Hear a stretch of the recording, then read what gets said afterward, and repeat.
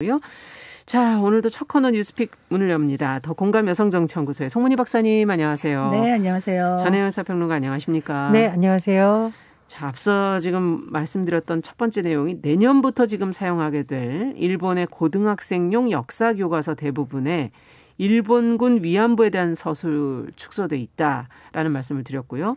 어떻게 서술이 되고 있는 것인지, 우리 정부는 어떤 입장을 갖고 있는지 보도 내용을 한번 좀 살펴볼까요? 전혜연 평론가께서 전해주시겠습니까? 예, 제가 퀴즈를 한번 내보겠습니다. 일본에서 역사교육의 중요성이 더 강화됐을까요? 약화됐을까요? 강화됐겠죠. 네, 맞습니다. 강화됐습니다. 자, 2022년부터 4년 동안 사용할 고등학교 교과서에 대한 검정 결과가 일본에서 발표가 됐어요. 예. 그런데 이 교과서 굉장히 중요합니다. 왜냐하면 지금 일본사가 선택 과목이었다고 해요. 그런데 앞으로 일본의 모든 고등학생은 일본사와 세계사가 합쳐진 근현대사 역사 부분이 훨씬 강화된 역사 총합 교과서를 이제 배워야 됩니다. 필수가 되는 거군요. 그렇죠. 그리고 이 네. 교과서가 앞으로 4년 동안 아이들의 교재가 되기 때문에 매우 중요한 거죠. 이런 점에서 보면 역사 교육 굉장히 중요하게 여기는구나라고 해석을 할 수 있는데, 문제는 뭐냐면요. 앞으로 일본의 모든 고등학생, 내년부터 다루게 될 역사 교과서 12개 중에 단 하나만이 일본군 위안부의 강제성을 서술한 것으로 지금 전해지고 있습니다. 모순된 거죠. 역사 그러네요. 교육 강화하는데 내용은 굉장히 잘못된 것으로. 것이다라는 지적이 나올 수밖에 없습니다. 지금 12개 중 단 한 곳이라고 알려진 야마카와 출판이 만든 역사 총합 교과서에서는 위안부의 강제성이 언급되어 있는데요. 네. 이 내용을 좀 보면 각지의 전장에서는 위안소가 건설돼 일본, 조선, 대만 점령지의 여성이 위안부로 모집됐다. 중요한 내용이 이제 또 나오는데, 강제됐거나 강제로 오기도 하고 속아서 연행되기도 한 예가 있다라고 되어 있습니다. 그런데 이 출판사에서 이런 역사 총합을 3종 냈는데 또 나머지 2종에는 강제성 부분이 빠져 있거나 위안부를 아예 언급하지 않았다. 또 이런 내용이 나오고 있고, 네. 일부 직교 출판 교과서 이런 같은 경우에는 과거에는 굉장히 역사 문제를 적극적으로 다뤘다는 평가를 받았는데 하도 우익세로부터 공격을 받아서 최근에는 오히려 이런 내용이 위축되었다.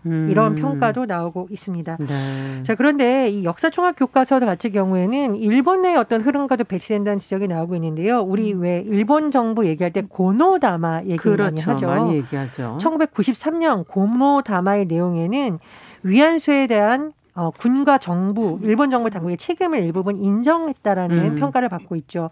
내용에 보면 위안소가 당시에 군 당국의 요청에 따라 마련된 것. 그러니까 이게 민간인들이 일부러 자발적으로 매매처했다, 이것이 아니라는 거죠. 군 당국의 요청에 따라 마련된 것이고, 옛 일본군이 직접 또는 간접적으로 관여했다라고 되어 있습니다. 그래서 이런 부분에 있어서 굉장히 논란이 되어 있고요. 또 하나, 자, 독도와 관련된 내용도 언급되는 내용을 보면 일본의 고유 영토다, 한국의 불법 점거라는 식의 내용이 또 들어가 있어 논란이 되고 있습니다. 네. 외교부에서 30일 오후에 소마 총괄 공사를 불러서 강력히 항의를 했고 또 성명을 냈는데, 일본 정부가 자국 중심의 역사관에 따라서 과거 사실을 있는 그대로 기술하지 않은 많은 교과서를 검정 통과시킨 데에 대해서 강력히 항의한다고 밝혔고, 교육부도 항의 성명을 낸 상태입니다. 네. 자, 위안부 문제 이제 독도까지 이제 왜곡된 내용들이 담겨 있는데, 우리 정부 항의가 일본 측에 받아들여질지 지금 사실 계속 반복되고 있어서 같은 문제가 근본적인 좀 해법은 없을까, 이런 생각도 들기도 하고요. 두 분은 어떻게 생각하시는지요? 한국 정부가 항의를 한다고 해서 일본 정부가 바꾸지는 않을 것이고요. 예.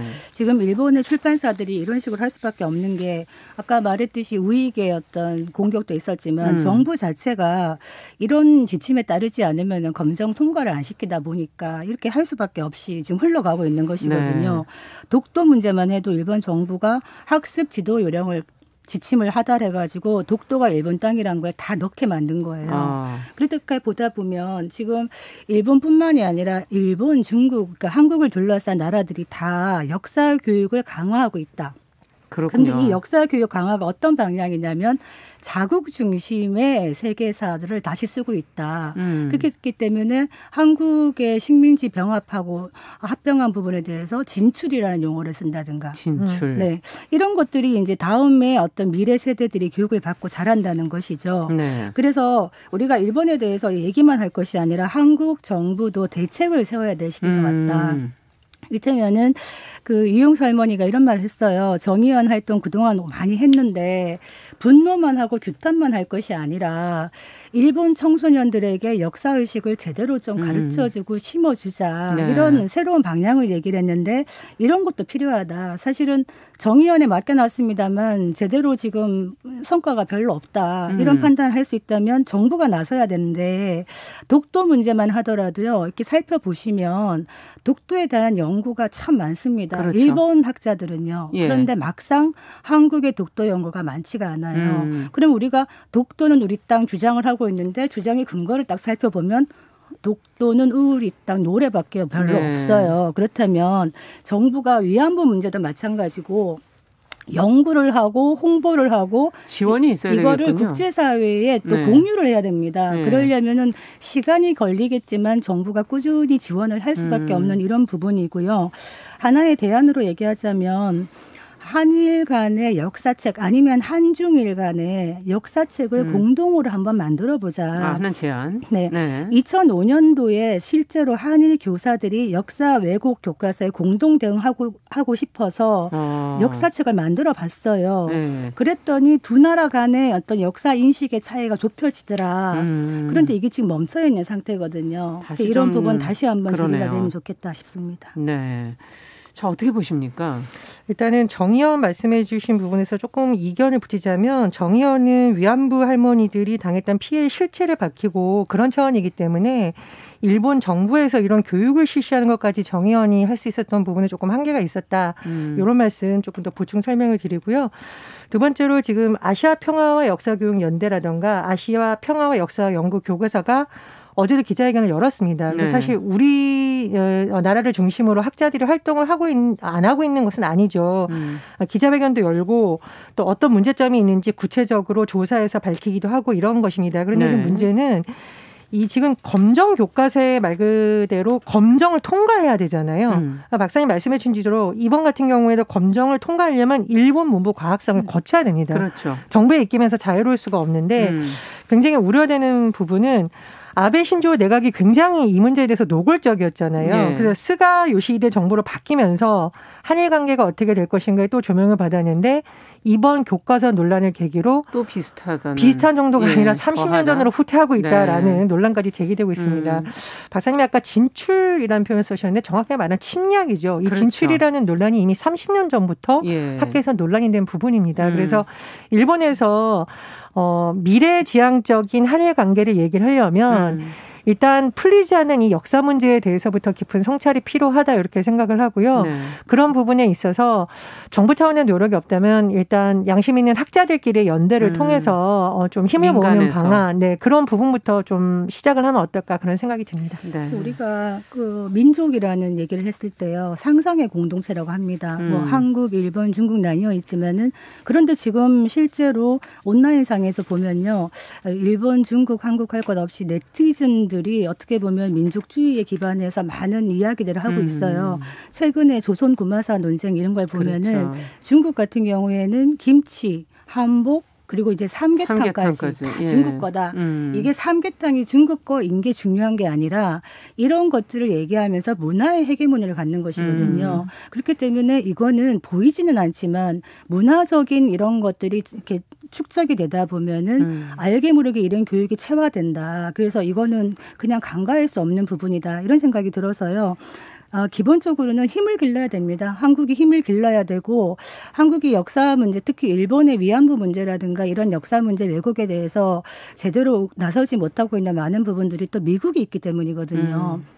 또 한번 상기해 보자면 우리가 위안부 합의 막 졸속으로 했다 이런 얘기하는데 당시에도 미국이 압력이 좀 있었습니다. 그러다 보니까 우리가 미국이나 국제사회를 상대로 위안부 문제라든가 이런 부분에 대해서 실체를 밝히는데 플러스해가지고 이런 부분을 같이 공유하는 이런 게 대책이 돼야 되는데 우리만 그냥 계속적으로 얘기한다고 해서 되는 게 없거든요. 네. 이 부분은 전략적인 대응이 필요하다 이런 생각이 듭니다.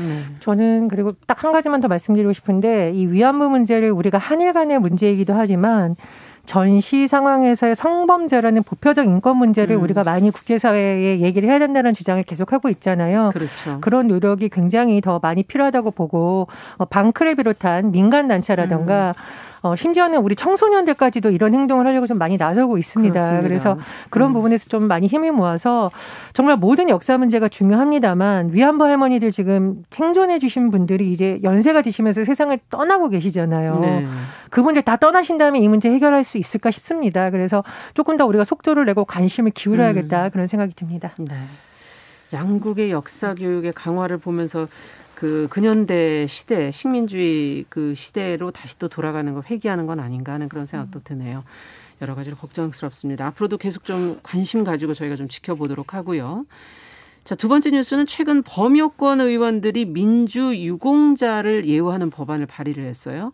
특혜 논란이 지금 일면서 법안이 철회됐다고 하는데 관련 내용 송 박사님께서 좀 정리해 주시면 같이 고민해 보죠. 예, 지난 26일 날이요. 민주유공자 예우에 관한 법률안이 나왔어요. 네. 그런데 이것이 닷새 만에 철회가 됐습니다. 예. 누가 이거를 처음 발의했느냐. 서른 더불어민주당 의원을 비롯해서 범여권 의원 73명이 발의를 한 것이거든요. 예. 이 법안의 내용을 살펴보면 민주화 운동으로 인한 부상 사망자 또는 행불자 그 유족에 대해서 교육, 취업, 의료, 양로, 양육을 다 지원하는 내용을 골자로 합니다. 네. 세부적으로 가면은 이 민주유공자 자녀들의 중고등학교와 대학 수업료 지원을 해준다. 뭐 이런 내용도 있는데요. 이게 왜 문제가 되었냐면 네. 지원 대상에 이제 민주화 운동을 이유로 유죄 판결, 해직, 퇴학 처분을 받은 사람까지도 포함을 했습니다. 그러면 지금 현재 민주당의 소위 운동권 출신이라는 의원 가운데 이런 이력을 가진 사람도 많다는 겁니다. 그렇죠. 그러다 보니까 어떤 논란이 이러냐. 이거 운동권 특혜 아니냐. 셀프 특혜 아니냐. 그동안 많이 지금 받아왔는데 이제는 자녀들까지 세습하려는 거냐. 이런 비판이 많았습니다. 지난 20대 국회에서도 이런 비슷한 법안이 나왔었거든요. 우원식 민주당 의원이 발의를 했었습니다. 네. 그랬다가 이거 역시 특혜다. 이런 논란 때문에 들어갔다가 이번에 다시 나왔던 겁니다. 그런데 지금 시기적으로 선거도 앞두고 있고 이런 시기에 민심이 안 그래도 안 좋은데 이런 논란이 될 것을 조금 아마 우려한 것 같고요. 닷새 만에 결국 철회가 된 것입니다. 네, 그렇군요. 혜택이 뭐 과했다 뭐 이런 시각들도 있는 것 같고 민주화 운동을 하다가 사실 실제적으로 사망을 했거나 장애를 입은 경우에 대해서는 또 예우할 필요가 있는 거 아니냐는 시각도 있는데 자, 두 분의 입장을 좀 들어보도록 하죠. 일단 우원식 의원이 발의했던 법안에 대해서 의원실에 보충 설명이 나왔습니다. 그 당시에 낸 법안, 우원식 의원 측이 냈던 법안은 민주화운동 관련자 중 사망자, 행방불명자, 장애 등급을 받은 사람이 유공자로 되었기 때문에 국회의원 중에서는 해당하는 사람이 한 명도 없었다. 네. 이렇게 추가 설명을 냈기 때문에 말씀을 드리고요. 다만 이번 법안의 경우에는 해당자가 있을 수 있기 때문에 네. 아마 논란이 더 증폭되는 것 같습니다.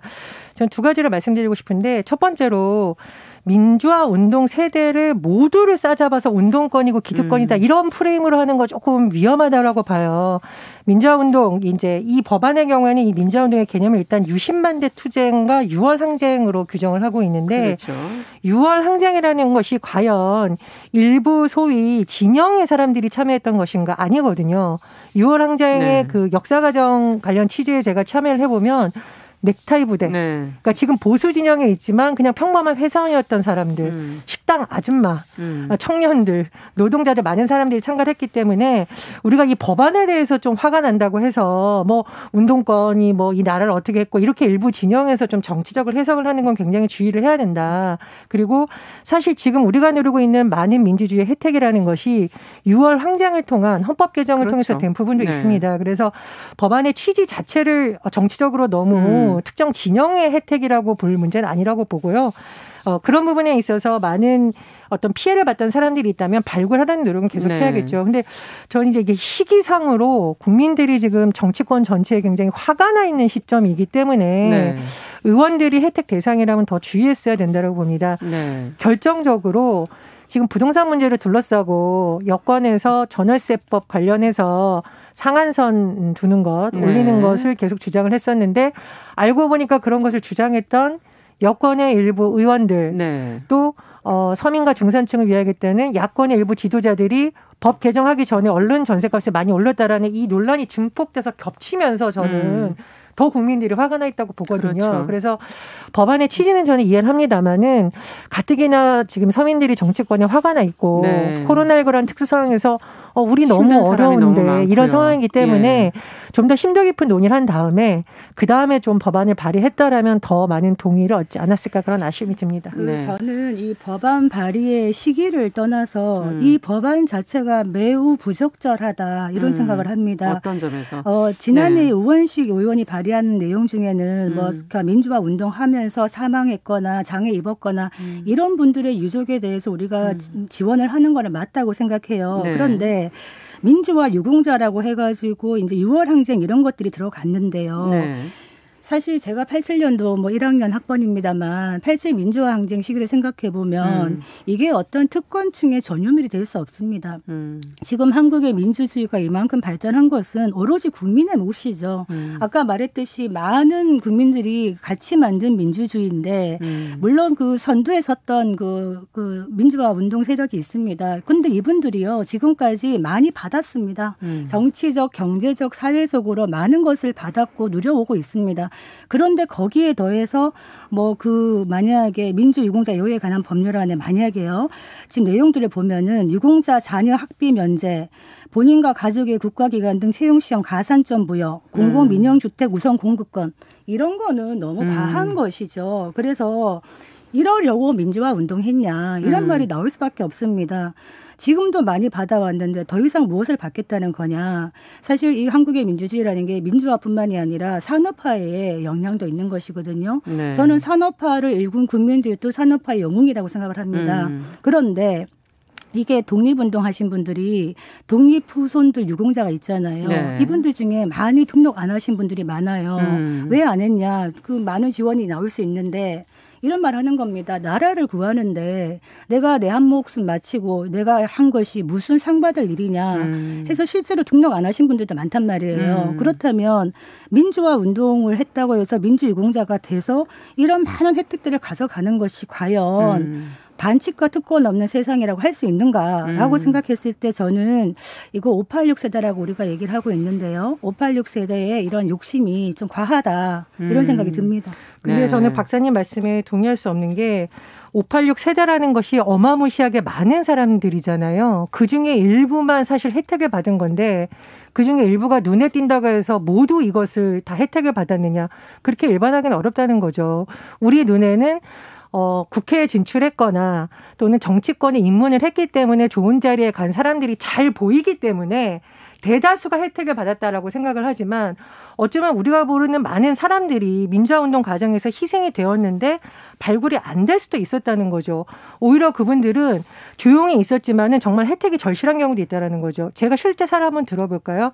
제가 민주화운동을 인정받아서 보상금을 받았던 한 분을 예전에 취재한 적이 있는데 결국 기사를 못 썼는데 이분이 그 보상금을 받아서 집에 갖다 주고 싶었는데 민주화 운동 과정에서 이걸 증명하지 못해서 인정을 못 받은 사람의 가족들이 불치병을 앓아서 아무런 혜택을 못 받고 있어서 그 금액을 전부 주고 왔다라는 겁니다. 그래서 그분의 바람이 뭐였냐면 나는 그래도 인정을 받았지만 많은 인정을 받지 못한 사람들이 당시에 빨갱이라고 낙인을 찍고 이런 것만이라도 정부가 좀 풀어줬으면 좋겠다. 그리고 우리는 혜택을 받은 사람들만 비판하지만 혜택받지 못했던 사람들을 발굴하려는 노력은 게을렀던 것이 아닌가라는 반성을 한다라는 말씀을 하셨어요. 그래서 저는 모든 세대를 또는 모든 우리가 눈에 보이는 사람들을 기점으로 다 혜택을 받았다. 이렇게 하는 것도 좀 맹점이 있기 때문에 이번 같은 경우에는 시기적으로 국민의 비판을 받을 수 있습니다만 이런 노력은 또 일부분 계속 되어야 된다고 봅니다. 만약에 그런 부분에서 진정성이 느껴지려면요. 지금 눈에 보이는 국회에 진출해 있는 기득권화되어 있는 정치 세력들 국회의원들을 비롯해서 본인들이 민주화 유공자지만 본인들이 빼달라고 하는 경우도 있습니다. 이런 시도 자체가 부끄럽다. 이런 얘기가 왜 들리는지 알아야 될 것이고 만약에 숨어 있는 정말 그 독립유공자처럼 민주화 유공자가 있다면 이런 부분은 별도로 발굴해서 얼마든지 지원할 수 있거든요. 저는 국회에서 이런 법안을 그것도 당사자 성의 있는 국회의원들 지금 73명이 내셨다는데 그중에 민주화 유공자가 몇 분인지 한번 확인을 해볼 필요가 있지 않겠나 이런 생각이 듭니다. 제가 말씀하는 박사님께서 꼭 확인해서 말씀해 주시면 좋겠고 또 하나는 충분히 혜택을 잃어서 나는 안 받겠다 한 분은 전직 정부에서 장관도 하시고 고위 국회의원도 하셨기 때문에 본인의 경험을 가지고 굉장히 어렵게 살고 있는 민주화운동 세대의 전부인 양 말씀하시는 것도 위험하다. 좀 이렇게 생각이 들고요. 또 하나 제가 독립유공자 중에 한 분이 독립유공자에 대한 예우 처우를 개선하는데 굉장히 적극적인 분이 있어요. 근데 알고 보니까 본인은 받는 돈이 사실 몇십만 원도 안 되고 그럼에도 사방에서 그 몇십만 원 받으려고 그러냐라고 비판을 해요. 근데 그분이 이렇게 얘기를 합니다. 이 몇십만 원 안 중요하다. 그러나 나 같은 사람이 낮아서 이 몇십만 원을 몇만 명이 더 받을 수 있다면 적어도 우리가 독립운동을 했던 것에 대해서 정부가 알아주는구나라는 보람을 느끼지 않느냐라고 생각하거든요. 그래서 우리가 어떤 지금 시기적으로는 비판할 부분이 많습니다만 내가 이 꼭 혜택을 받으려고 이것을 한 것처럼 다 일반에서 비판하는 지원 것도. 대상을 한정해버리면 되겠네요. 네, 그러면. 뭐 그런 방안도 있겠죠. 그런 점이 좀 더 필요하다고 봅니다. 정확하게 명확하게 그 필요한 부분들에 지원이 갈 수 있도록 조금 더 구체적인 법안이 필요하지 않을까 하는 그런 생각도 듭니다. 자, 오늘 뉴스픽은 여기까지 듣겠습니다. 두 분 말씀 듣다 보니까 시간이니까 어느덧. 네. 더공감 여성정치연구소의 송문희 박사, 전혜연 평론가 두 분과 함께 이야기 나눠봤습니다. 말씀 잘 들었습니다. 감사합니다. 자, 정용실의 뉴스 브런치 듣고 계신 지금 시각 10시 29분이고요. 라디오 정보센터 뉴스 듣고 오겠습니다.